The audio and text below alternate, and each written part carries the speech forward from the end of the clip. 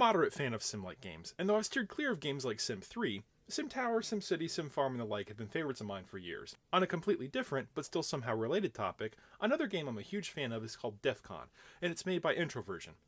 When I saw that Introversion was the maker of the newly released on Steam game Prison Architect, I hit the buy button immediately. It's still very much an alpha/beta stage, but it's oh so much fun even this early in its development. While the game is, without a doubt, still in alpha, it's already got a lot of cool little features to manage for your prison. The tutorial mission is quite impressive and shows that a lot of work has gone into it even this early in the game's development. You start a typical game with $10,000, a relatively low amount considering what you have to build at the start, and proceed to construct a prison for the inmates that will start arriving the next day. Like most simulations, the clock can be sped up or slowed down, though it desperately needs a faster speed, though this really only makes a noticeable impact on constructing buildings, and nothing else. Grants give you extra money on top of your base $10,000 to achieve specific goals, like building a basic prison building, an administration center, and so on. While the availability of these grants wasn't immediately apparent to me, and thus my first few prisons failed horribly, once I found out about the grants, the game became infinitely more fun.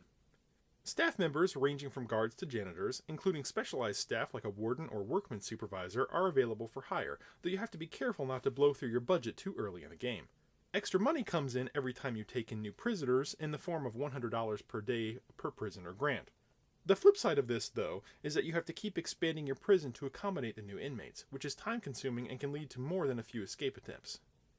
The building, floor plan, and object laying tools are relatively intuitive, despite the many bugs that plague them, and once you spend a few minutes getting used to the controls, it becomes very easy to quickly lay down whatever you need on the fly.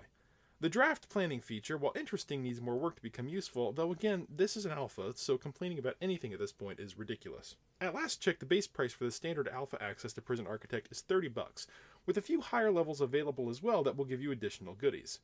It's a steep price to pay for a game that's so early in its development, but this is one situation where I think that it's well worth the price point. If you like DEF CON, Darwinia, Multiwinia, or Uplink, or you're just a fan of Introversion software and you like sim games, like, Sim Tower, Sim City, and so on, go get this on Steam now. It's under the Early Access section. I'll have a more detailed review of Prison Architect once the game goes into beta or finalized release, but until then, I'll be releasing occasional videos of the game to show off new features, bug fixes, and examples of how to not manage your prison.